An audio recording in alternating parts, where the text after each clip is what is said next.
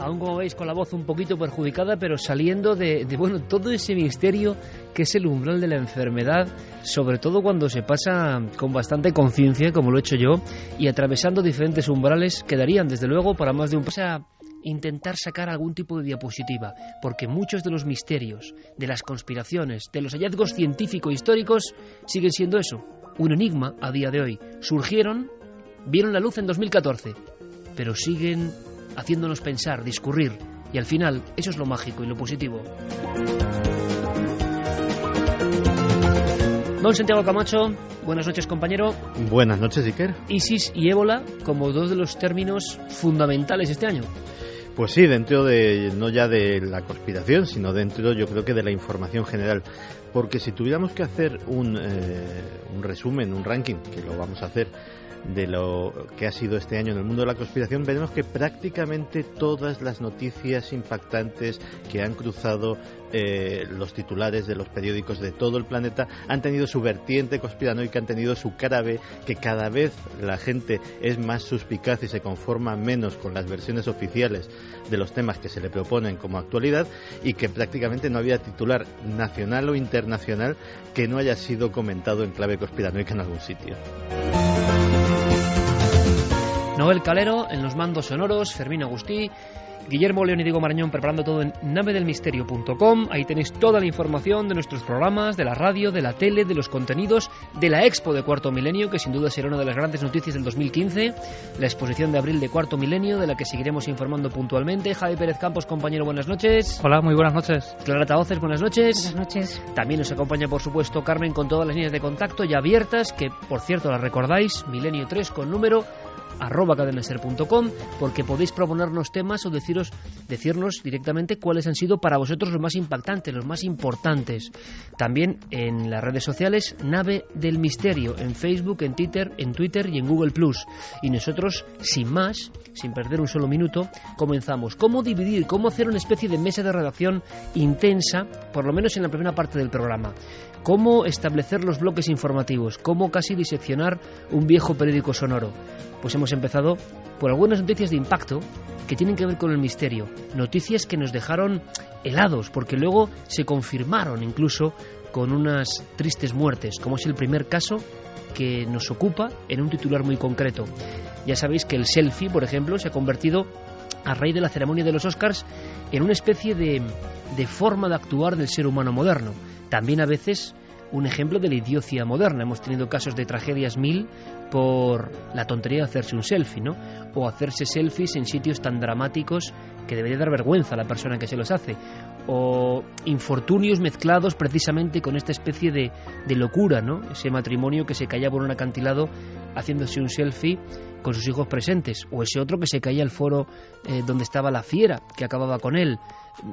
Son ejemplos de dónde estamos, ¿no? Para bien o para mal. Pero hubo un selfie concreto que dio mucho que hablar.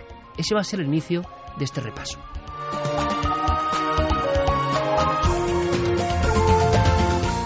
Toda la actualidad en torno a nuestros programas en navedelmisterio.com, el portal hacia lo desconocido.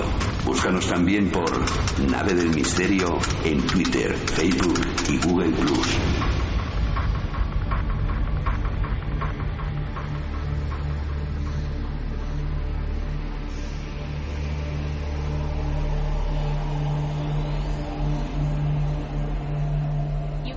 La celebrity inglesa Paige Geldof subió esta foto de ella y su bebé y dice que no hay explicación para lo que parece una pequeña mano justo sobre su hombro. El miedo continúa y, como todo el mundo sabe, cuando se tiene miedo siempre se deja una luz encendida. Aparentemente los no muertos asustan a cualquiera, sin importar los miles de seguidores que se tengan. Es una historia, una fotografía, sería una de las fotografías de portada de esta plancha de prensa a la antigua usanza que vamos a hacer en vuestra compañía, y que supura todo lo que puede ser la innovación tecnológica o las nuevas formas de proceder en el 2014. Las modas más o menos idiotizantes o eficaces que se reparten por todo el mundo. Una foto más, una autofoto, y aparece algo. El personaje no era un personaje cualquiera, Javier. era un personaje que se podría considerar una creadora de tendencias. Ella era modelo, presentadora, llevaba varias columnas en periódicos importantes como The Guardian, el Daily Telegraph, incluso fue seleccionada por la lista Tatler para aparecer en el top 10 de los iconos de moda para el año, siendo la más joven de esa lista. Llegó a tener un reality de televisión para ella sola en la MTV, y precisamente por eso causó tal impacto esta noticia. Para empezar, porque estaba relacionada con su muerte, una muerte prematura. 25 años de edad tenía esta chica cuando fue encontrada en la cama de la habitación de invitados. La autopsia dijo que la causa de la muerte había sido una sobredosis de heroína. Y lo que ocurrió es que pronto los medios se hicieron eco de una noticia que había ocurrido días antes, pero que fue a raíz de su muerte, cuando el eco fue aún mayor. Al parecer, esta mujer, esta modelo, publica una fotografía en Instagram unos días antes de su muerte, en la que aparece con su hijo, con un niño pequeño en la bañera, y de repente ella se da cuenta de que en ese selfie que ella se ha hecho aparece algo que no debería estar ahí.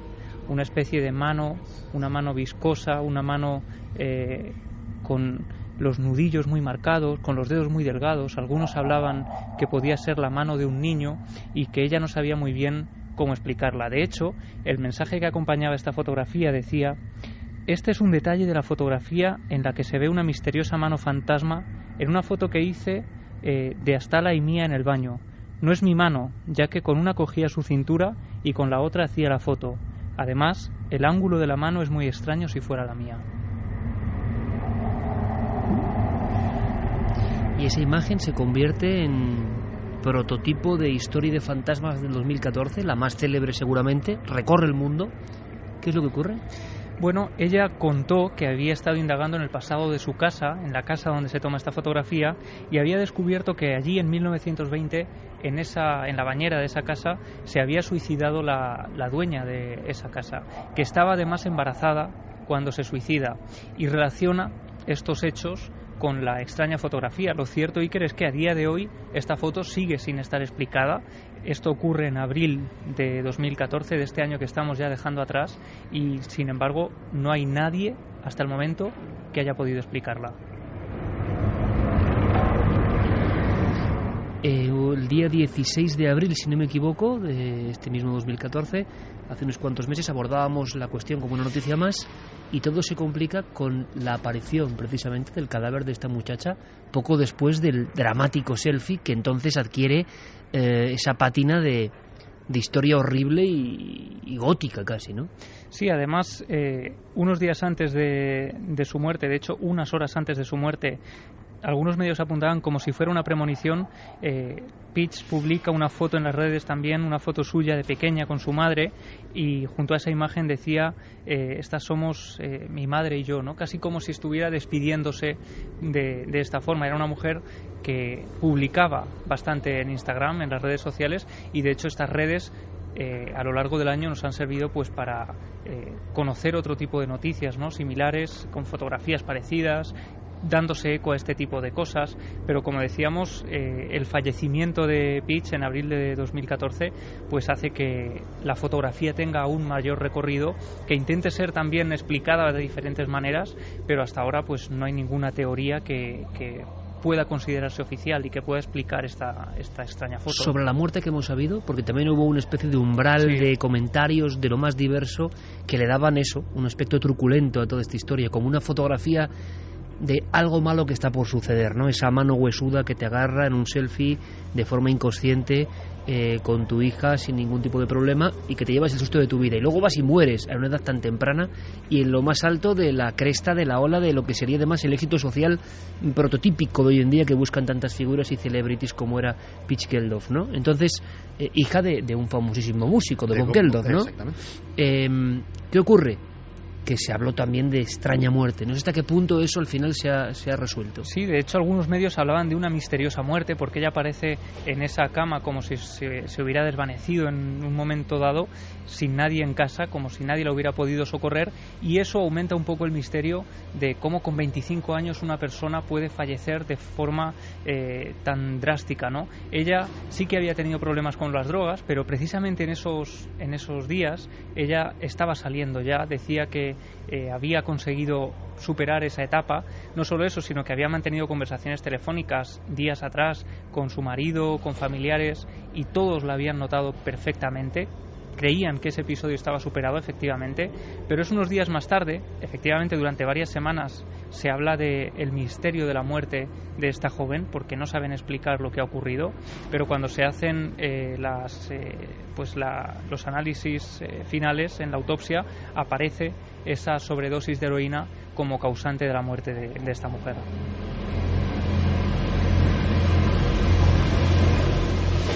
Seguro que en las redes Diego y Guillermo ya con toda la información. Yo me estoy acordando, compañeros, Clara, Santi, primero que esto es como un arquetipo nuevo. Esto hace unos años sería imposible. La propia forma del susto tremendo. Algo que ya ha pasado incluso a las películas. Estamos viviendo, como decíamos, tan deprisa que las nuevas formas de autocomunicación, de autofotografía, generan también evidentemente sustos tremendos, ¿no? Hemos escuchado más de una vez y conocemos aquí una persona importante en el mundo editorial que le vivió así. A mí me impresionó mucho porque empezaba hace unos 10 años el mundo, digamos, fuerte de la comunicación vía webcam, ¿no? Y recuerdo perfectamente cómo me narraba esta persona que estaba en su casa en Barcelona en concreto, comunicándose pues con un novio que tenía en aquel momento, su pareja con la que salía.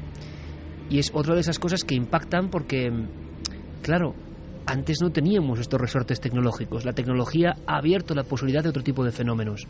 Estaba junto a un pasillo, el ordenador, la webcam, y entonces ese novio, desde el otro lado de la pantalla, a cientos de kilómetros, le decía: hombre, qué bueno que estoy tu sobrina en casa. Y entonces esta mujer respondía: no, si estoy sola. No, es que estoy viendo a tu sobrina al fondo del pasillo. Una silueta de una niña se estaba marcando perfectamente detrás de la persona en esa comunicación dual, ¿no?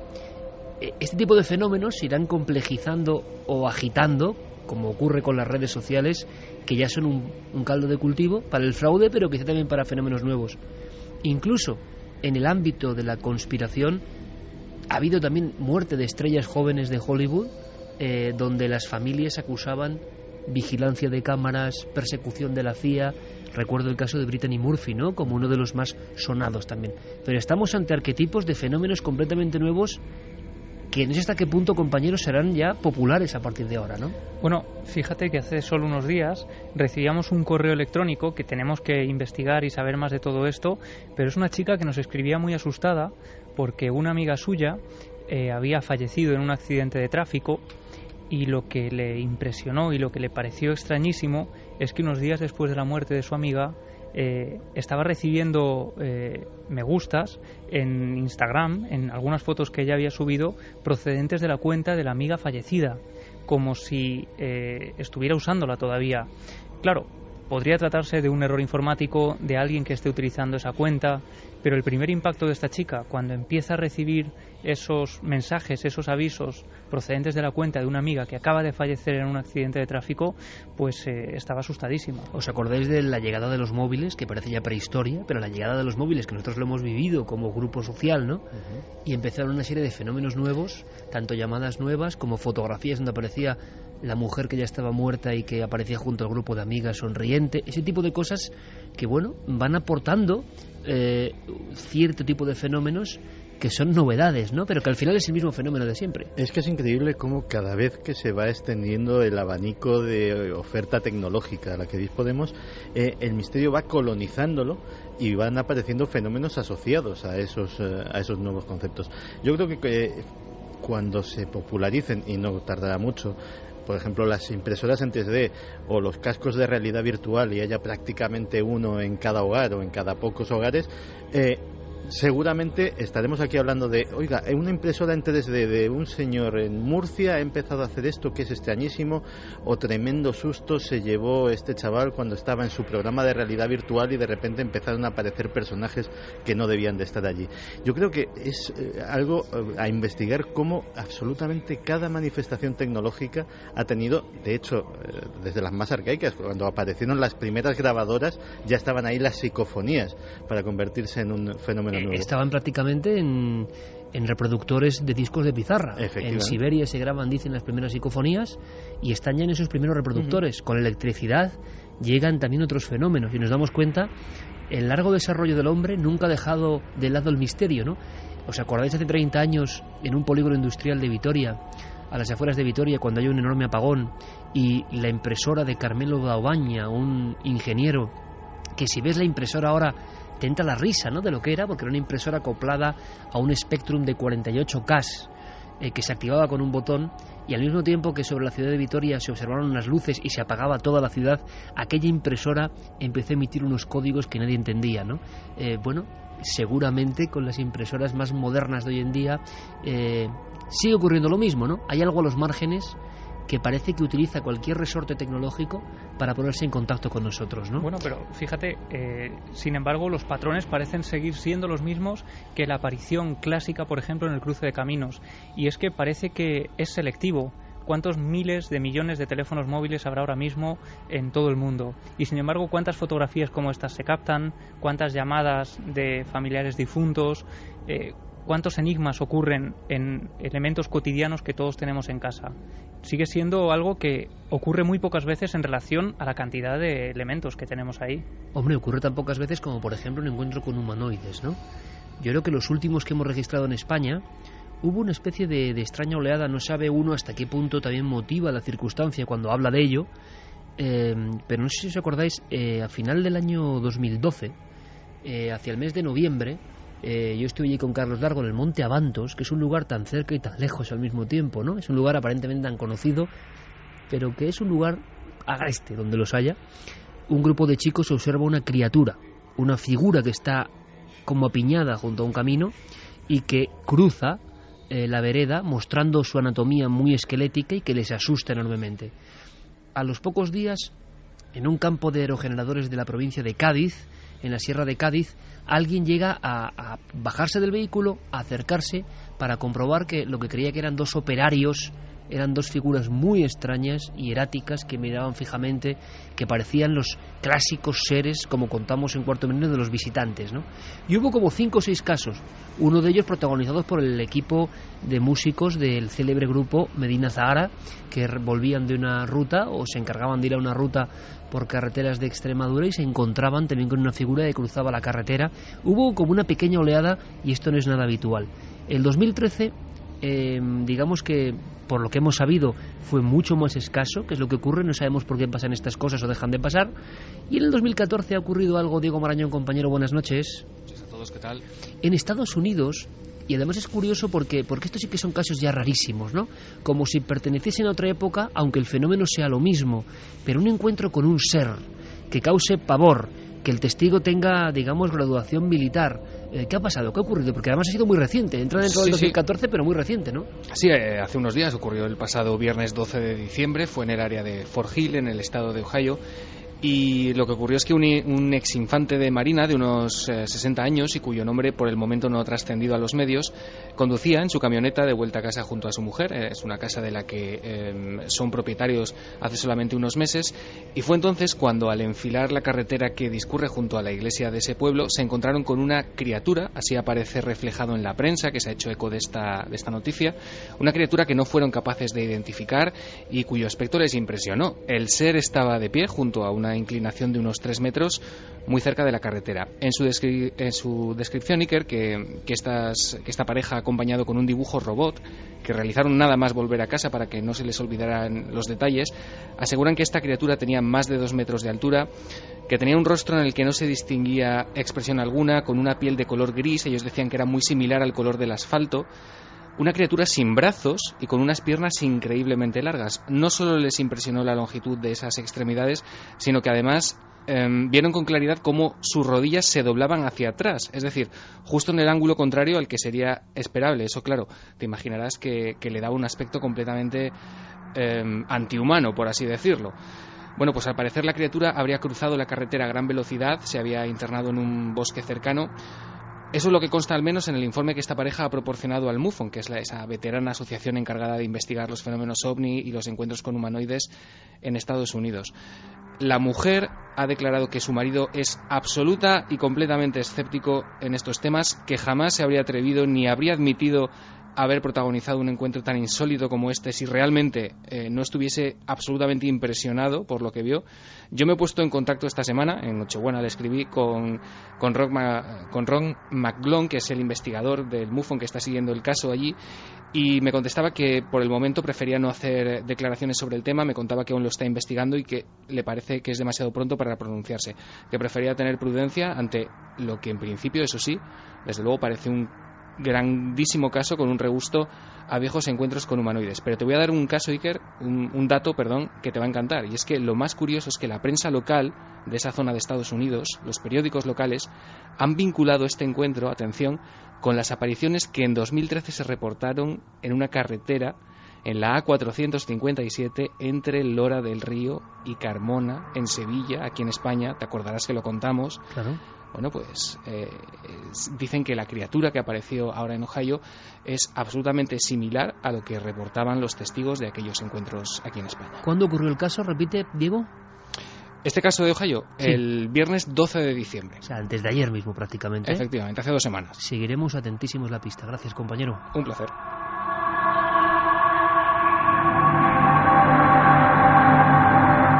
Esto parece casi el lamento profundo, ¿no? De esos seres que ¿dónde están? Pertenecen al ámbito alucinatorio, pero habría mucho que hablar de eso, ¿verdad? Algunas veces se manifiestan con un elemento tan sencillo y tan sutil, pero que los testigos saben en el mismo instante en que se está produciendo que es una especie de marchamo de su antihumanidad.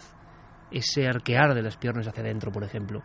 Eso que nos suena casi absurdo o animaloide más que humano, propio de un insecto, una gran mantis o algo por el estilo, y que sin embargo ese ser que se mantiene durante unos segundos ante los aterrorizados testigos hace solo ese gesto, y yo creo que ya hay poco más de contar, ¿no? Los testigos saben perfectamente que están asistiendo a algo que tiene muy poco que ver con lo ordinario y que lo extraordinario se ha abierto campo. Este sonido será extraordinario, vamos a oírlo, luego volveremos a ponerlo, Noel. Ocurre en Cádiz. De pronto la fría noche en Cádiz rugió y se pudo grabar desde diferentes puntos de la ciudad, y empezó una auténtica psicosis que, como vivimos en esta vorágine, hemos prácticamente olvidado. Pero escuchado el fragmento, vamos a bajar incluso la música, luego la recuperamos, Noel, porque yo creo que tiene su fuerza, porque todo el mundo puede pensar que si el aire, que si las grúas, que si elementos. Hay que saber que no ha habido una alarma más, y que en Cádiz siempre ha habido aire, grúas y un sinfín de cosas, ¿no? ¿Por qué ocurren las cosas una vez o en un momento dado y luego parece que no vuelven a pasar? ¿Es así? ¿O es que los medios generamos psicosis que se siguen durante un tiempo? Escuchad y a ver qué os sugiere, a ver qué eco os da esto. Ocurría en Cádiz hace tan solo unos meses. Dijeron que era el sonido llamado The Hum.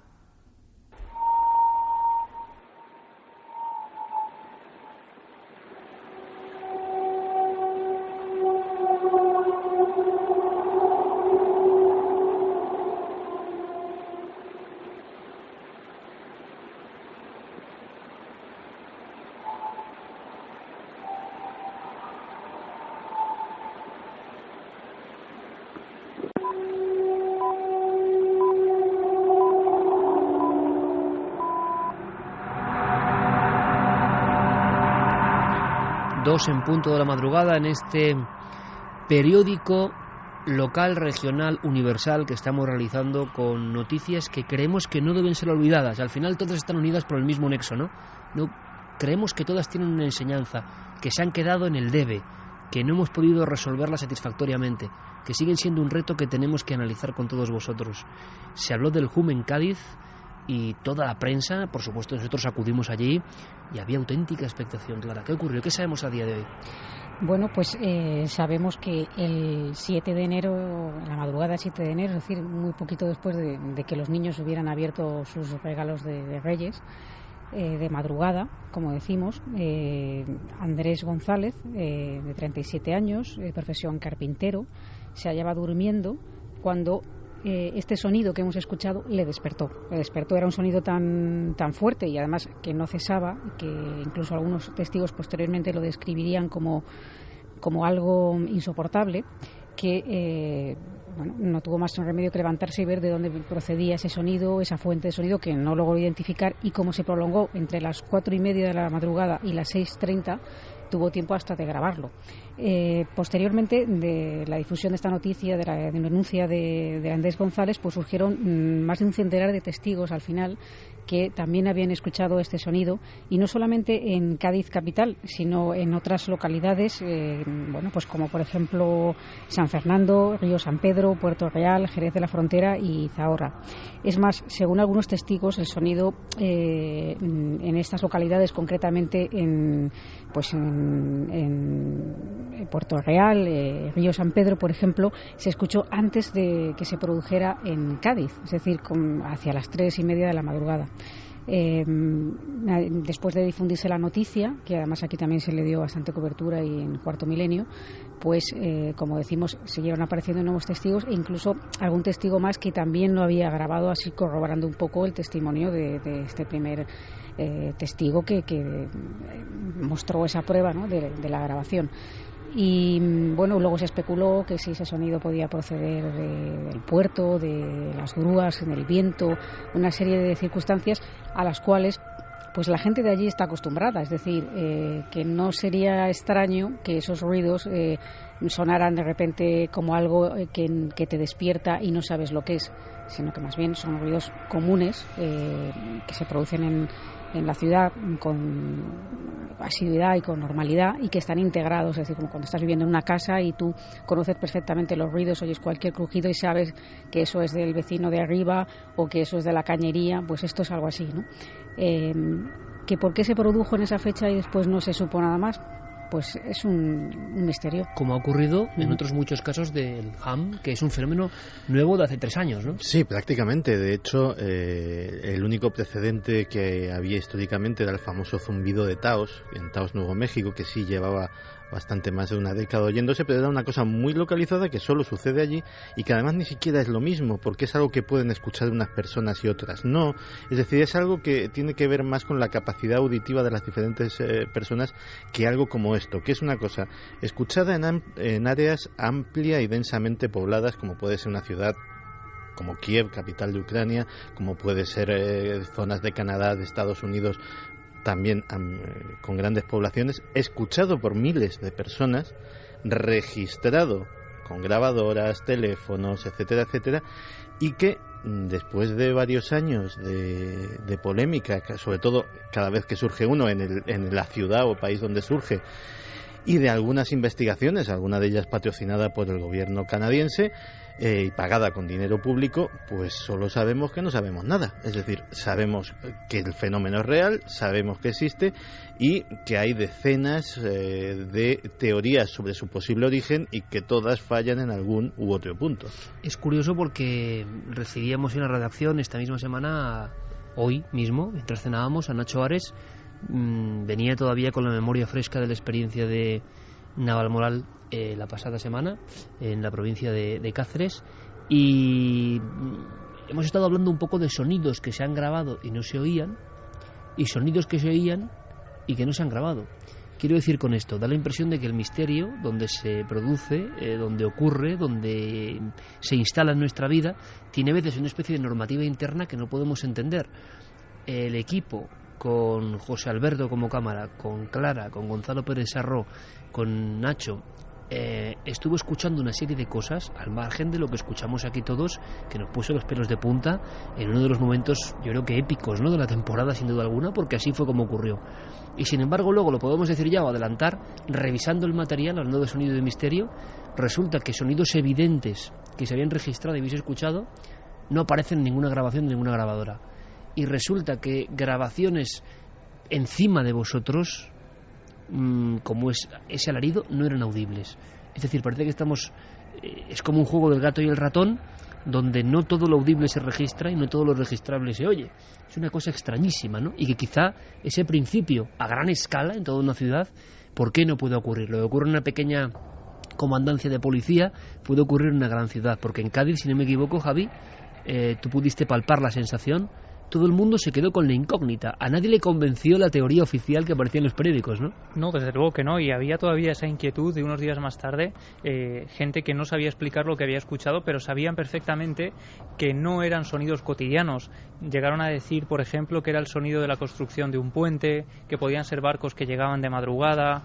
Bueno, pues todos esos sonidos, esos vecinos están acostumbradísimos. Son gente, además, que estuvieron toda la tarde con nosotros y constantemente me preguntaban en qué lugar se había escuchado todo esto. El periodista Isidoro Martínez, que no sabía nada del tema, se había empapado para intentar dar respuestas también a esas más de 100 peticiones que él recibió en unos días, contándole que habían escuchado todo eso. En fin, el ambiente, yo llegué allí unos días más tarde, pero el ambiente todavía era un ambiente caldeado, ¿no?, con este asunto. Pero fíjate qué curioso, yo en la madrugada del 2 de marzo de este año, estando en mi casa de Ciudad Real, de repente a eso de las 4 de la madrugada me despierta un sonido idéntico a este, un sonido metálico tan fuerte y tan extraño que me despierta, que suena por toda la calle. Yo me levanto, varios familiares vienen conmigo también porque se despiertan ante ese ruido. Mi perro se empieza a poner muy nervioso y yo lo que hago, pues viendo que está ocurriendo todo aquello, saco el teléfono, empiezo a grabar y grabo las reacciones de mi perro, que lo que hace automáticamente es, yo lo dejo en el balcón y él se va corriendo asustado a su casa con el rabo entre las patas. O sea, una reacción que yo he visto muy pocas veces en él, ¿no? Era como un miedo exacerbado. Yo lo volví a llevar allí y él se volvía a marchar. Y es el sonido idéntico. Además, yo durante varios días estuve investigando, indagando, hablé con periodistas, con policías locales que habían recibido llamadas también preguntando por ese sonido. Y lo cierto es que no se supo. No sabemos si podemos englobarlo dentro de lo que llamamos el HAM. Yo digo que es idéntico al sonido de lo que hemos escuchado en Cádiz y lo tengo grabado. Además, esa noche compartí con varios integrantes del equipo en directo todo lo que estaba ocurriendo y lo cierto es que yo recogí decenas de personas que habían escuchado exactamente lo mismo y podemos decir que nunca antes y nunca después de esa noche hemos escuchado nada igual. Vamos a escucharlo de nuevo, Noel, simplemente para refrescar la memoria. Ocurría hace apenas un año y se ha quedado, es el ejemplo clásico de incógnita, ¿no? Ahí se lanza una teoría, por fortuna no vuelve a pasar, o por desgracia, pero al final, si era algo tan cotidiano, es siempre lo mismo, ¿no? Si es algo tan cotidiano, tan fácil de explicar, ¿por qué no pasa exactamente 46 veces más? Pues nunca lo sabremos. Ocurría así en Cádiz un 7 de enero.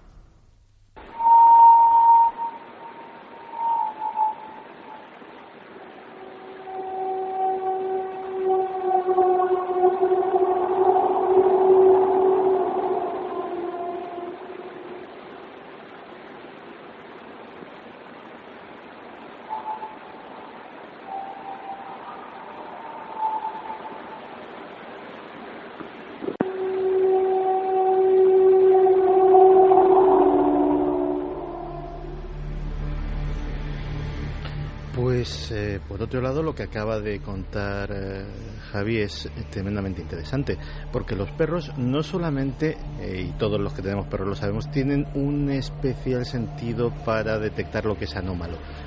Todos hemos visto cómo nuestros perros se asustan con los fuegos artificiales, por ejemplo, porque es algo que no está en su rutina, no está en su experiencia cotidiana. Pero es que además nosotros podemos escuchar un rango de frecuencias que va desde los 20 a los 20.000 hercios. En el caso de los perros, eso se triplica.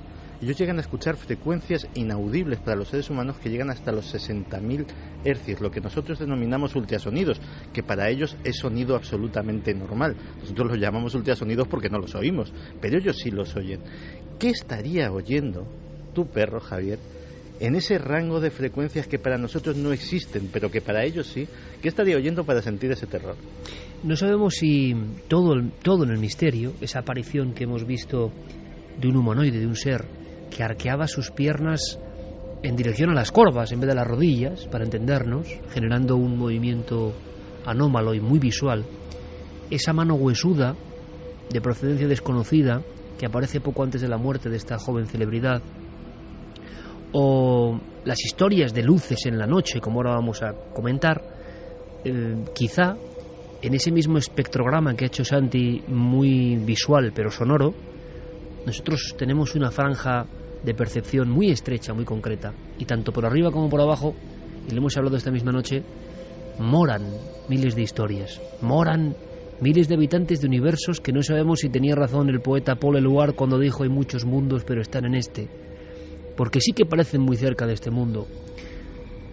Y a veces nosotros, catapultados por mil y un motivos, circunstancias, estrés o una especial sensación de, vamos a decirlo así, transparencia o de inspiración especial, quién sabe, accedemos a uno u otro mundo que está dividido en capas como si fuera un arco iris.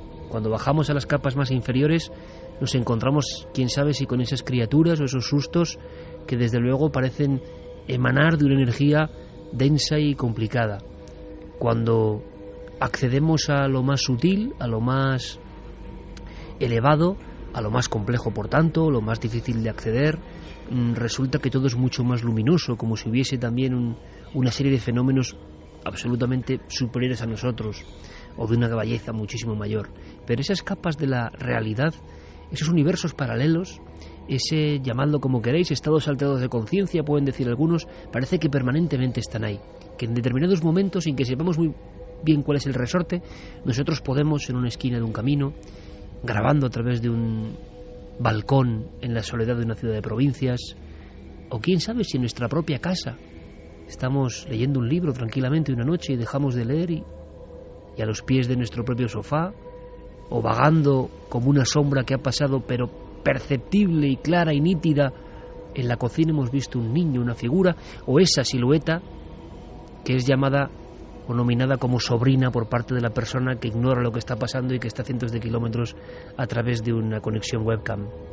Todo esto parece un estrecho mundo que a veces dilata sus membranas, y nosotros, como seres más o menos porosos o más o menos corpóreos, podemos llegar a entrar y absorber todo esto, o no, o podemos ser totalmente refractarios, ¿no? Y no quedarnos con nada.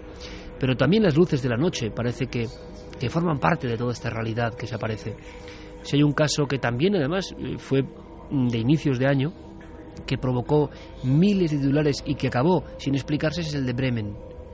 Ya tuvimos a profetas del ámbito militar que nos dijeron que iba a pasar esto.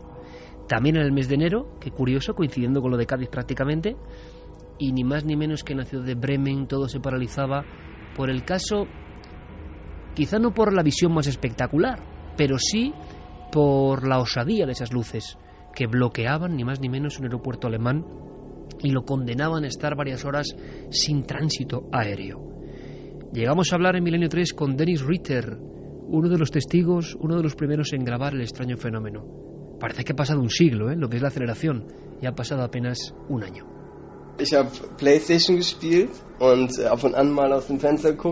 Estaba jugando a la PlayStation y me asomé a la ventana y de repente vi por encima de las casas un punto blanco parecido a una estrella. Al asomarme oía continuamente el sonido de un avión como si estuviera sobrevolando todo el rato la zona. Pensé que quizás no tenía aún el permiso para aterrizar o quién sabe. Y entonces decidí fotografiarlo porque se trataba de una estrella bastante grande. Miré en Facebook y vi que un amigo había subido una captura de pantalla de una aplicación de vuelo que decía que un avión rondaba por el cielo de Bremen. Entonces pensé que sería un avión que no tenía permiso para aterrizar, no sé por qué. Luego seguí jugando a la consola y en algún momento este punto ya no estaba en el cielo. Y entre media hora y una hora más tarde voló un helicóptero por aquí encima y volví a asomarme algo mosqueado. Después, antes de irme a dormir, volví a echar un vistazo al mismo. Uno de tantos testimonios en la ciudad de Bremen, donde se bloquea, repito, el vuelo. Hacía mucho tiempo que no vivíamos algo parecido. Logramos entrevistar a personal de la policía que afirmaba que desde torre de control se estaba viendo esto. Pero antes de que Javi nos cuente qué pasó, en qué quedó esto, fijaos lo que decía apenas una semana después, porque yo creo que es un poco el ojo de buen cubero, ¿no? El coronel Fernando Cámara, que después de la experiencia personal de perseguir el ovni de Manises y de conocer casos de primera mano, analizaba con frialdad el suceso, las circunstancias que ocurriese en pie de pista, que provocase ese caos aéreo en plena Europa central, y lanzaba una profecía. Lanzaba el 7 de enero, hacia el 15 de enero, nos contaba en vivo qué es lo que iba a pasar según él. Vamos a ver si ha tenido razón. Todos los países, todos estos casos los tienen declarados como secretos confidenciales. ¿Por qué? No es porque quieran ocultar, es porque no saben lo que es. Y como no saben lo que es, a ningún país le gusta reconocer que en su espacio aéreo de su soberanía pasan cosas que no saben lo que son.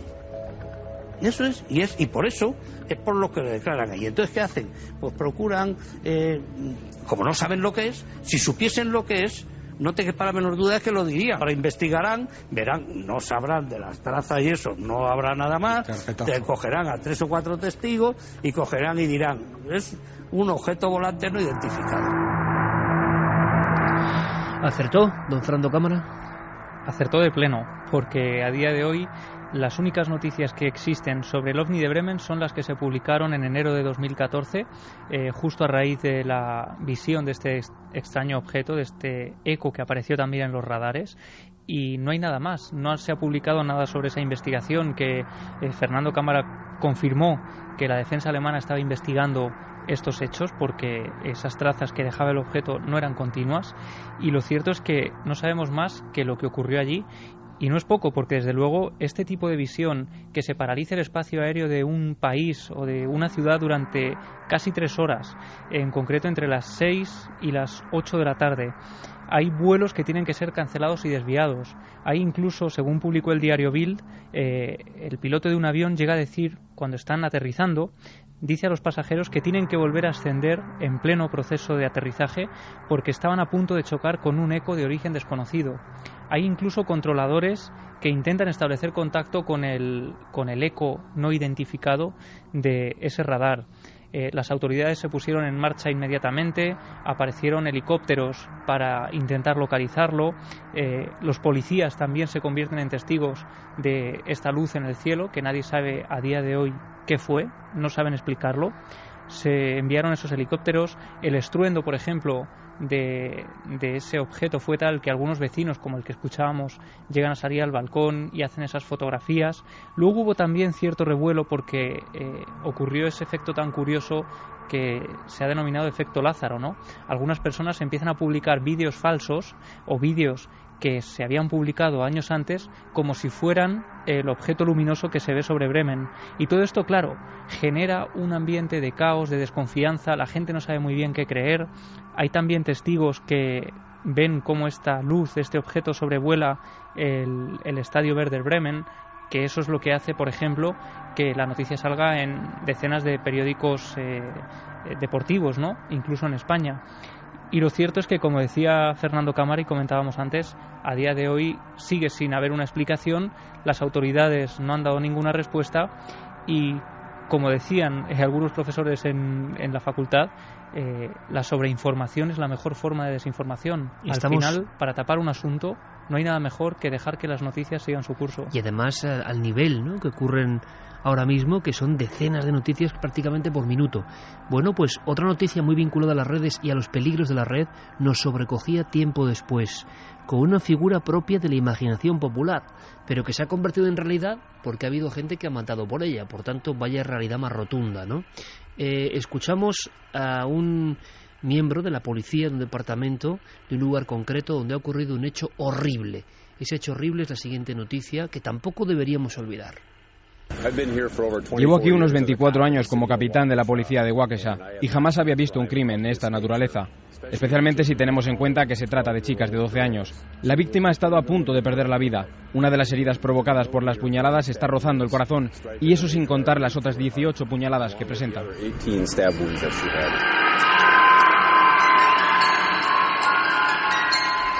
Un hecho sobrecogedor y que además luego se repitió. Diego, compañero, buenas noches de nuevo. Hola, Iker. Pues sí, hablamos de Slenderman. Hasta 2014 este personaje era tan solo una de las muchas historias que nacen y que crecen en la red gracias al talento de mucha gente. No era un personaje que sobresaliera especialmente fuera de esos circuitos, pero este año una serie de trágicos acontecimientos como ese que acabamos de escuchar, que tuvieron lugar en su nombre, o para honrarle de alguna manera, le dieron un nuevo impulso y han hecho que incluso quienes jamás habían escuchado hablar de Slenderman sientan curiosidad y hasta escalofríos. Lo decías bien, el primer sobresalto es el que acabamos de escuchar. Llegó a principios de junio de este año, cuando dos adolescentes de 12 años acuchillaron una veintena de veces a una compañera de clase. Ocurrió en el condado de Waukesha, en Wisconsin, y lo hicieron, según declararon a la policía, para impresionar a Slenderman, a este personaje de ficción. Contaron además que trataban de convertirse en agentes de Slenderman y que después del primer homicidio su intención era buscar refugio en la mansión de esta especie de demonio de los bosques. Esto provocó que tanto el creador del personaje como la web, que mayor difusión le han dado, condenasen de inmediato el suceso, se desvincularan de alguna manera de lo sucedido, y lo que sabemos por ahora es que estas menores van a ser juzgadas como si se tratase de adultos. El motivo es una ley estatal del año 95 que exige que los fiscales presenten cargos como adultos en casos de homicidio o de intento de homicidio si el menor tiene como mínimo 10 años.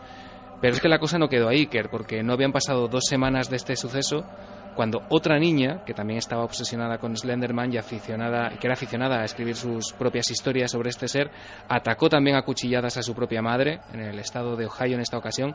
La mujer llegó a su casa después de trabajar, su hija estaba en la cocina esperándola con una máscara blanca que le daba ese aspecto similar al del personaje, y en este caso, afortunadamente, las lesiones no fueron tan graves y no hubo que lamentar ninguna muerte. La cosa pareció calmarse, pero pasó el verano, Iker, y en septiembre otra niña de 14 años incendió su casa en Florida, intentó también matar a su madre y a su hermano, y lo hizo con el propósito de ofrecer una especie de ofrenda a Slenderman también para convertirse en una de sus discípulas.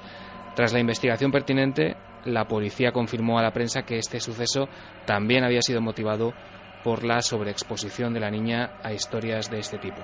Está acabando el año, esperemos que Slenderman, este personaje, no vuelva a saltar a los medios por este tipo de situaciones. Por fortuna también hubo historias más positivas o más beneficiosas para el conocimiento común de nuestro misterioso cerebro. Hace unos meses se registraba una conversación, un fragmento. Nos traía la noticia un impresionadísimo Manuel Martín Loeches, que es una eminencia mundial en el campo de la neurociencia, y es un hombre ortodoxo, escéptico incluso, valiente, eso sí, compañero en Cuarto Milenio, pero ortodoxo. Por tanto, él estaba como realmente embriagado, ¿no?, con lo que estaba ocurriendo. Al parecer, un informe absolutamente revelador que se da a conocer en 2014 demuestra algo que de ser así sería un salto infinito, desde luego, ¿no? Una especie de demostración de las capacidades para saltar en el tiempo y el espacio de nuestra prodigiosa maquinaria humana. Así se producía esta conversación. Lo que se está viendo con estas pruebas que está haciendo el doctor Ben y tantos otros, como menciona, son varios países los que están implicados, es que el cerebro reacciona en función de cosas que van a pasar después. Y es que eso es lo más impresionante. Menudo titular acabas de dar, ¿no? Si lo pensamos fríamente... Es que es así, es decir, el cerebro empieza a reaccionar, empieza a mostrar respuestas, empieza a sentirse influido por cosas que todavía no han ocurrido, van a ocurrir unos minutos después. Y además, no solamente no han ocurrido todavía, sino que es que nadie ni nada ha decidido exactamente qué es lo que va a ocurrir. Y cuando se decida, eso ha ejercido un efecto en lo que ocurrió unos minutos antes. El profesor Loeches estaba realmente emocionado. Luego tampoco se ha hablado mucho de este informe, ha quedado ahí, pero desde luego era científico, y además él dijo, hay que admitirlo, es ciencia, ¿no? El cerebro a veces se adelanta a los acontecimientos e incluso parece que influye en el propio resultado. Impresionante. Uno de los desde luego estudios que tienen que ver con cerebro / precognición, premonición más impresionantes de todos los tiempos, ¿no? Sí, porque además este experimento previamente se había realizado en 2010, como recordarán nuestros oyentes, y fue tremendamente cuestionado desde los ámbitos científicos, diciendo que eso tenía que ser un error, que esos experimentos estaban mal hechos. Y Daryl Ben, que fue quien lideró estos experimentos con estudiantes, una serie de palabras que tenían que memorizar y luego escribirlas, ¿no?, las que recordaban, pues se repitieron en diferentes países y arrojaron resultados idénticos a los que ya se habían presentado en 2010. Es decir, que un poco la parte más cientifista tuvo que ceder ante una realidad que era incuestionable. Y curiosamente es muy interesante el ver que se realizó este tipo de experimentos intentando que los propios investigadores no influyeran, porque quien seleccionaba las palabras que esos estudiantes ellos habían hecho su test, y después una máquina seleccionaba esas palabras. Había asepsia total. Sí, total. Y luego también en una segunda fase de esos experimentos había una cosa muy interesante, y es que se les proyectaban una serie de imágenes de todo tipo, pero de vez en cuando, de manera aleatoria también, sin que se decidiera por parte de los científicos que participaban en el proyecto, se intercalaban imágenes relacionadas con cuestiones eróticas que se constató que las personas reaccionaban antes de que esas imágenes, o sea, unos segundos antes de que esa imagen llegara hacia ellos, y solamente se reaccionaban con ese tipo de imagen, con esa reacción tan característica que se repitió, dando a entender de alguna forma que no solamente la máquina no había seleccionado la imagen de cuándo se iba a emitir, sino que la persona ya lo había recibido con anterioridad. El cerebro se adelantaba durante una serie de fracciones de segundo a lo que estaba por suceder. Reflejaba la impresión en su cerebro, la impresión fisiológica de algo que realmente todavía no había llegado a estar enfrente de la retina, ¿no? Yo creo que es impresionante. Sí. Y encima que no se había ni siquiera decidido por parte de nadie, es decir, que fue una máquina quien lo decidió, y que cuando se realizaron esas pruebas, la máquina aún no había seleccionado todo esto, ¿no? Según nos informó el doctor Gaona, los últimos acontecimientos, y estas son palabras mayores, pero van en esta línea, ¿no? Fijaos el abanico, ojalá vengan a contárnoslo, el abanico de lo que se está haciendo ahora en Canadá, cómo interviene el cerebro, la disposición, la positividad, la actitud del cerebro del experimentador en, por ejemplo, los diferentes movimientos, caldo de cultivo, microorganismos. Es decir, la mente influye sobre lo que se está experimentando en concreto. Y claro, esto se puede hacer con unas tablas de miles y miles de pruebas, ¿no? Pero el umbral que se abre ahí es impresionante. Es decir, que el científico está influyendo, como siempre hemos dicho, ¿no? O hemos temido o creído en muchos de los ámbitos de lo misterioso, sobre el objeto que se está llevando a cabo, ¿no? Como estudio. Así que veremos qué ocurre. Carmen, yo no sé nuestro público si cree que ha habido alguna noticia que más le ha impresionado, que más ha destacado, que cree que nos hemos perdido en este repaso, o que cree que sea absolutamente fundamental para recordar el 2014 en el ámbito del misterio de momento. Pues buenas madrugadas, sí que es la verdad es que están comentando sobre las noticias que se han dado hasta ahora. Por ejemplo, Rocío dice, Slenderman, la fobia de mi hijo, días y días sin dormir. Juan Antonio Hidalgo, sin duda, el de los niños y los rituales es terrorífico, lo que puede hacer alguien con fama y poder, te quedas indefenso. Pantera, ¿cómo está el patio? Que los adolescentes se obsesionen con personajes de ficción y cometan actos luctuosos. Nuria dice, no podemos dejar pasar lo sucedido con el vuelo MH370, queremos saber lo que pasó por sus familias. Jesús, hay muy poca gente aquí en Cádiz que se haya enterado de esta noticia, apenas es conocida en la ciudad, pero es cierta. El dron de Bremen, lo dudo que fuera un dron militar o algo por el estilo, creo que fue un ovni fijo, nos lo decía Antonio Rubio. Patos Kruger nunca se van a presentar, solo vigilan para que no cometamos ninguna barbaridad que termine con este planeta. Y Nora dice, es alucinante que algo tan fuerte como lo que ocurrió en Bremen pase ya completamente desapercibido. ¿Qué nos pasa? También se están haciendo muchos comentarios, Iker, en torno a la foto pues de la cantante y de su hijo. Todo tipo de teorías, como cuando dimos la noticia, que si es la posición en la que está, que si es un montaje, que si había alguien detrás, en fin, mucha polémica en torno a esa fotografía. La misma polémica desde luego la foto tiene algo, porque claro, tiene una muerte detrás, ¿no? Y entonces genera el mismo batiburrillo de opiniones a favor y en contra que hizo en su día. Luego enseguida repasaremos, casi a modo de teletipo, pero es muy interesante, algo que la ciencia con misterio nos ha traído. Unos hallazgos que son muy sorprendentes y que forman parte ya de nuestra vida cotidiana. Pero preguntaban por el MH370, Santi, y este sin duda es uno de los clásicos. Si hay que hablar de top de la conspiración en 2014, hay que empezar exactamente por aquí. Hola, ¿qué tal? Muy buenas tardes. A esta hora no hay datos, parece un misterio, no hay pistas del avión en el que viajaban 239 personas y con el que se ha perdido contacto. El aparato de Malaysia Airlines salió de Kuala Lumpur e iba a Pekín. Las autoridades de Vietnam dijeron en un primer momento que habían encontrado restos del fuselaje en el mar, algo que después han descartado. La propia compañía habla de avión desaparecido y no siniestrado, aunque se teme lo peor. Se perdió el contacto con el aparato solo 2 horas después de despegar. Este es el consejero delegado de la empresa. Las autoridades están tratando de confirmar. 2:30. Santi nos va a contar en titular, realmente casi en teletipos. ¿Qué nos supimos? ¿Cuál es la clave conspiranoica? Pues era el 8 de marzo, eran las 12:41 am y aquel vuelo que salía de Kuala Lumpur y debía llegar a Beijing nunca llegó. Y nunca llegó y se le declaró como siniestrado, como desaparecido, y poco a poco fuimos sabiendo noticias cada vez más alarmantes. Supimos que aquello había desaparecido súbitamente del radar, pero que no estaba en el punto en el que había desaparecido el radar.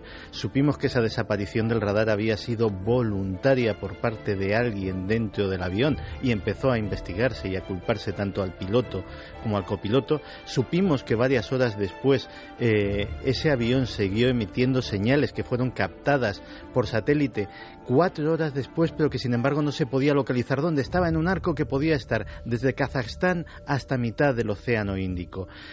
Y precisamente en mitad del Océano Índico empezamos a oír un nombre, empezamos a oír el nombre de la isla de Diego García, un atolón propiedad del gobierno británico, pero que se lo tienen arrendado a las Fuerzas Armadas estadounidenses, donde tienen una gigantesca base aeronaval.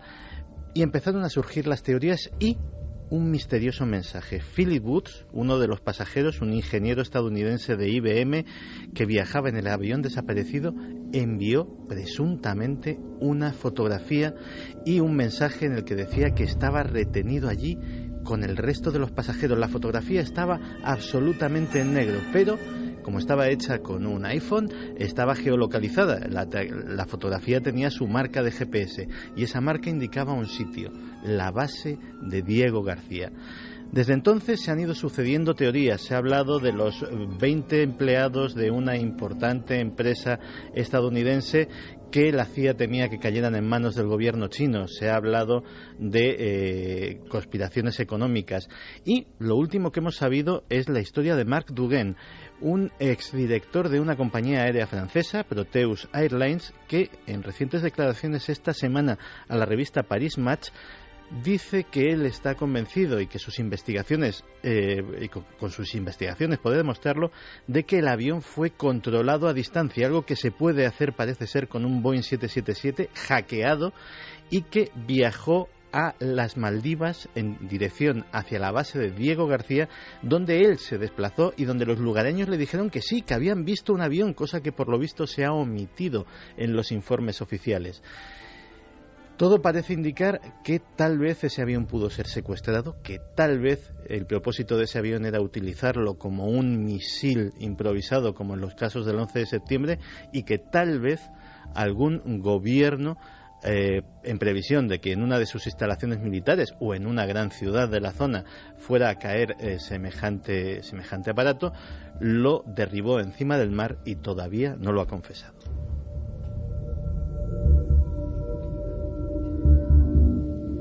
Por cierto que durante todo el año este avión desaparecido, fijaos si el año ha sido, vamos pasando, como decíamos, con la aceleración no nos damos cuenta de lo que pasa ni ayer, ¿no? Ya nos hemos olvidado del ayer. Uno abre un poco el archivo próximo y se da cuenta de las cosas que estamos contando, porque muchas de ellas, si os dais cuenta, compañeros, son clásicos del misterio que serán clásicos seguramente dentro de 20 años. De los de capítulo del libro del avión desaparecido. O sea, porque la última noticia, Carmen, la dábamos hace apenas 10 días, nueva inspección, una especie de escaneo sonar del fondo, ya tenía eso mala pinta, pero se anuncia en todo el mundo que parece que es la cola y al final se ha quedado también, como siempre, en agua de borrajas, ¿no?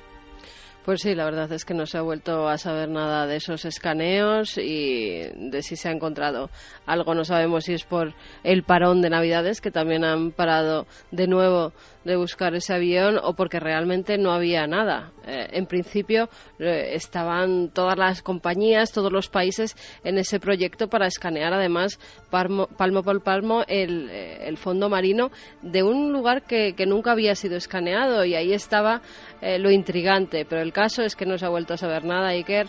La gente que estaba haciendo esas fotografías a través de los escáneres no ha vuelto a decir nada, y no sabemos si es que están investigando verdaderamente todo lo que se hizo o que han parado porque esa investigación no llevaba a nada cierto. Este mismo año, parece mentira, hace apenas 6 meses el mundo conocía unas siglas que ahora ya asumimos, ¿no?, como terroríficas y como una amenaza, pero hace 6 meses era algo absolutamente nuevo. Escuchamos a un portavoz norteamericano que hablaba con crudeza aquí en la cadena SER cuando el fenómeno comenzaba. ISIS, bueno, tengo que redecirlo, ya lo hemos dicho varias veces, no es un Estado, no es islámico, no representan esa gran religión. No podemos poner una fecha límite porque es una campaña ideológica al mismo tiempo que es una campaña militar. Pero vamos a degradar y destruir el grupo ISIS. Ese es el compromiso del... Y es que el fenómeno que hemos vivido en los últimos meses es prácticamente inédito en la historia moderna mundial. Tendríamos casi que remontarnos a la época de Gengis Khan o de Atila para recordar cuándo un grupo de bárbaros salidos prácticamente de la nada, sin apenas recursos de principio, se hacen con el territorio de un país entero y lo someten al terror. Y en ese terror nos incluyen al resto de la comunidad internacional. Parece, lógicamente, que eso ha inquietado muchísimo a la gente, porque la gente se hace preguntas. Esto es tan sumamente anómalo. ¿Por qué? ¿Qué es el ISIS que no haya sido Al-Qaeda? Que no haya sido cualquier otra organización terrorista. ¿Qué poder tiene? ¿Cómo surge? ¿Por qué Occidente, el mismo Occidente que puso de rodillas al Todopoderoso, iba vestido igual, tenía las mismas armas, tenía los mismos ideales? En aquel momento eran héroes por la libertad. Esos héroes por la libertad acabaron derribando las Torres Gemelas. Pues parece ser que, desgraciadamente, el hombre, y en este caso el hombre de los servicios norteamericanos, es el único animal que tropieza 2 veces en la misma piedra. Se habla de una sustancia, Santiago, como pasaporte para la ferocidad más absoluta que nunca antes, yo creo, que se ha visto en este mundo global, ¿no? Sí, porque todo esto tiene muchas preguntas oscuras. La primera, ¿de dónde sacan el dinero? Una de ellas, una de las fuentes de financiación es el petróleo, y entonces habría que preguntarse quiénes son los que le compran el petróleo al Estado Islámico, porque el petróleo no lo compra ni siquiera las empresas individuales, tienen que ser países, grandes corporaciones. ¿Quién está financiando ese petróleo? Pero luego otro muy impensable es el tráfico de drogas. Hay una droga que se llama el Captagón, felinato de... ahora mismo no me acuerdo, pero que es una metanfetamina muy potente, que se está convirtiendo en la droga de moda en todo Oriente Medio, y se está extendiendo su uso a Egipto, está corriendo por toda la cornisa del norte de África, e incluso los expertos temen que algún día, no muy tardío, cruce el estrecho de Gibraltar y nos la encontremos en Europa. Esa droga, esa metanfetamina, aparte de ser muy rentable porque es muy fácil de producir, porque es muy barata también de producir, aparte de eso tiene unos efectos que le convienen muchísimo al Estado Islámico. ¿Te acuerdas de los assassins? De aquellos individuos que tomaban una poción hecha con hachís y otras hierbas alucinatorias que les provocaba que tuvieran un valor y una ausencia de temor a la muerte que les hizo poner de rodillas a todo el Oriente Medio de su época? Pues sucede exactamente lo mismo. Ese Captagón produce un estado disociativo que te hace mantenerte al margen de lo que haces, no sentir dolor, no sentir fatiga, no sentir hambre, no sentir sueño y, sobre todo, no sentir reparos morales a la hora de cometer cualquier atrocidad que se te ordene. No vas a tener conciencia, no vas a tener mala conciencia ni pesadillas después, porque en el fondo es como si no lo estuvieras haciendo tú. Es la droga perfecta para alimentar a un ejército de asesinos, como es el caso del ISIS. Curiosamente, y aquí es donde la cosa se pone un poco extraña, esa droga, que era un fármaco que se utilizaba contra la narcolepsia y otro tipo de trastornos mentales en la década de los 80 y que fue retirado porque tenía unos efectos secundarios que lo hacían absolutamente inadmisibles, esa droga retirada en los años 80 empezó a volver a producirse en 2011 en Bulgaria, en un laboratorio que pertenecía a la OTAN. Así reapareció el captagon. Otras declaraciones nos ponían enfrente de una palabra que quiero imaginar que íbamos a vivir hasta en las puertas de nuestra propia ciudad, en Madrid. Por fortuna todo se va olvidando en esta vorágine, pero en Madrid tuvimos esa casi polémica zona de exclusión que al final no se puso sobre la área hospitalaria de Alcorcón, pero a punto estuvo, lo sabemos ahora por las autoridades. ¿Queda algo por saber del ébola? Sin duda otra de las grandes palabras del 2014 que desde luego ha venido lleno de acontecimientos. El virus del ébola está surgiendo en oleada por África Occidental. El hecho es que estamos todos a un viaje en avión a distancia de un cataclismo. Y por ahora se dice que no hay tratamiento alguno contra el ébola. Y eso no es cierto. De hecho, hay un muy bien conocido, un muy bien caracterizado nutriente, la nanoplata.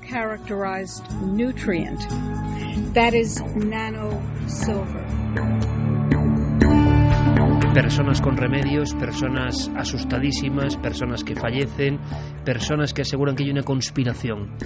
En un titular, Santi, prácticamente, ¿qué nos queda de saber del ébola o los conspiranoicos?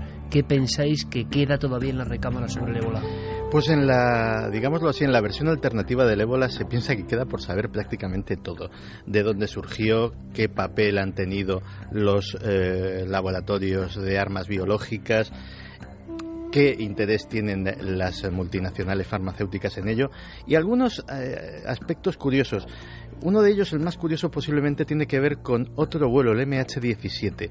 En el MH17 volaba Glenn Thomas, consultor de la Organización Mundial de la Salud en Ginebra, y que había participado en un laboratorio en Sierra Leona, de donde se acusa precisamente desde círculos conspiranoicos que surgió este brote actual. Esa persona, muy asociada al gobierno estadounidense, de repente, casualmente, en lo más álgido del brote del ébola, desaparece en ese extraño también accidente, atentado, más bien aéreo, cuya autoría todavía está por esclarecer. También llamó mucho la atención las declaraciones de una alta funcionaria estadounidense, Mary Harf, que se confundió en mitad de una rueda de prensa y en vez de decir epidemia de ébola dijo ataque con ébola, lo cual dio lugar a toda serie de suspicacias. E incluso algunos médicos, como el doctor Broderick, que es un médico liberiano pero educado en Estados Unidos, en la Universidad de Delaware, que hablaron en la prensa africana y que aquí tuvo muy poco eco, de que según sus análisis y según sus investigaciones, esta cepa del ébola en concreto era un organismo genéticamente modificado.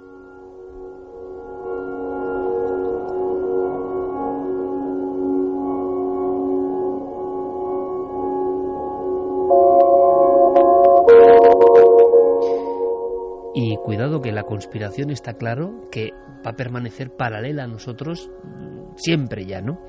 Pero es que ha habido últimamente, y hablamos de la última semana, otro gran revuelo mundial, Santi. Otro revuelo que sé que a ti te apasiona además, porque tiene todos los condimentos casi de tragicomedia, con mucho de traje, ¿no? Y poco de comedia, pero bueno, algo hay. Ha ocurrido ahora mismo, prácticamente, pone el colofón al 2014, es la última gran conspiración. Escuchamos este documento. No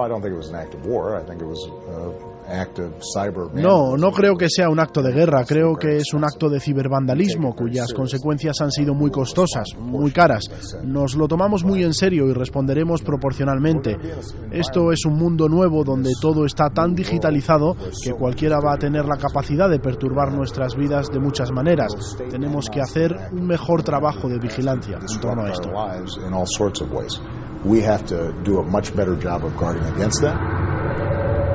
Ni más ni menos que el gran mandatario Obama hablando sobre algo que ha ocurrido con unas compañías, con una película, con Corea del Norte, y que ahora sigue siendo epicentro de una auténtica guerra fría. Sí, porque el episodio, que a veces efectivamente coge ciertos tintes de sainete, se sigue desarrollando.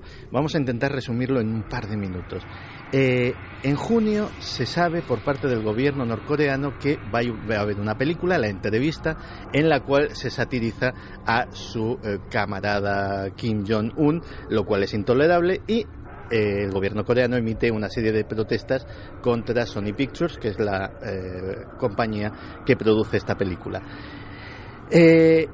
Esas protestas no son escuchadas y empieza a haber una serie de ataques informáticos contra esta productora, llevados a cabo por un grupo que se hace llamar Guardianes de la Paz.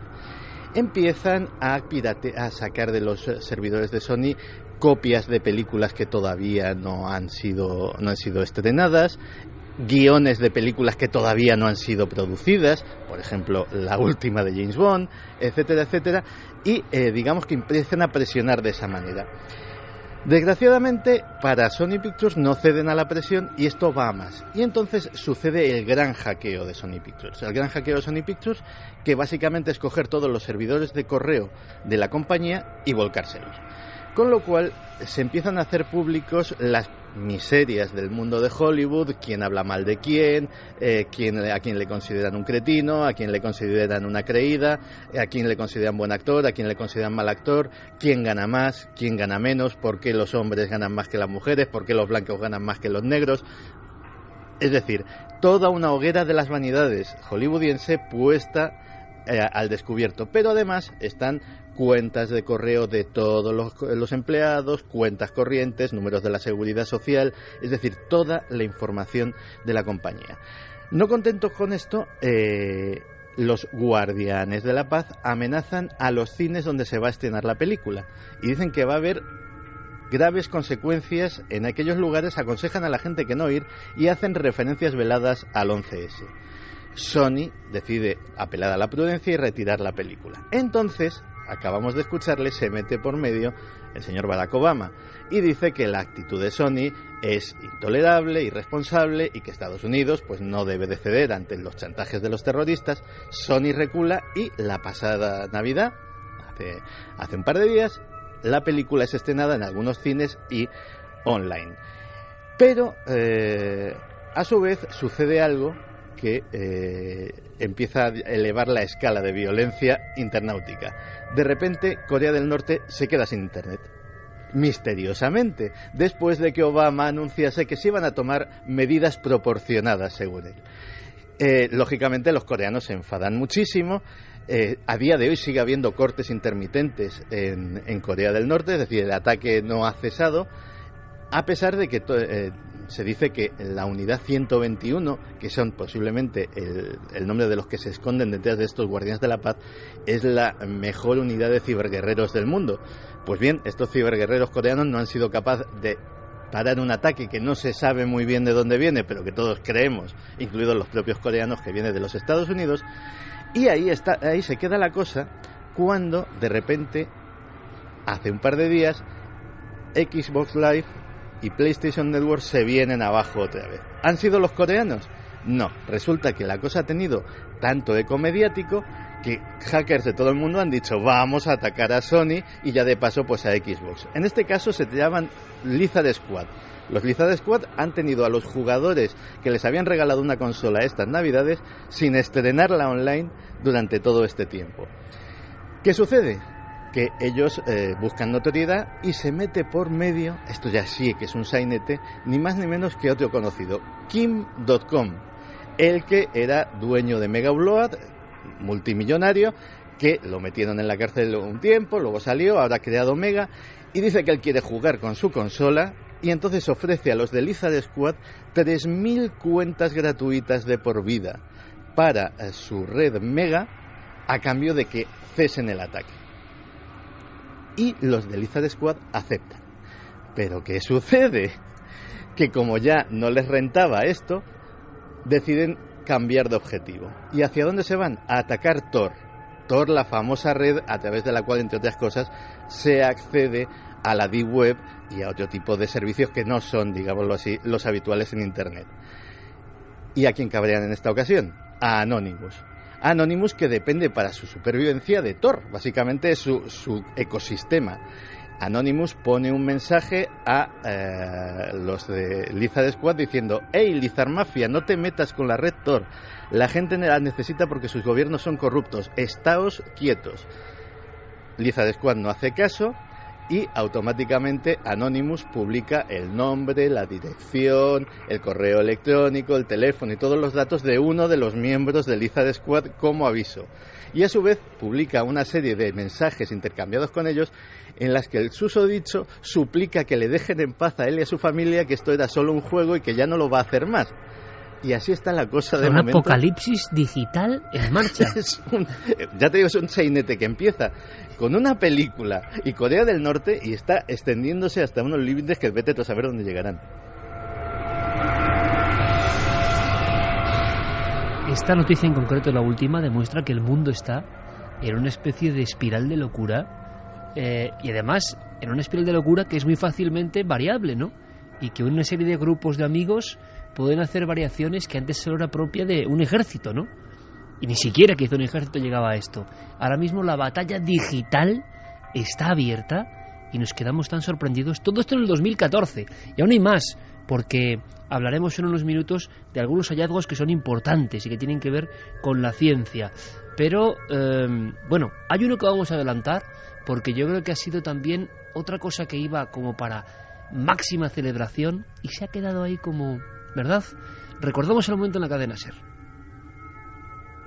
Un gran salto para Philae, un verdadero paso para la humanidad. El diario Liberación parafrasea a Neil Armstrong al tocar el suelo lunar para reseñar lo que Financial Times no duda en calificar de maravilla cósmica.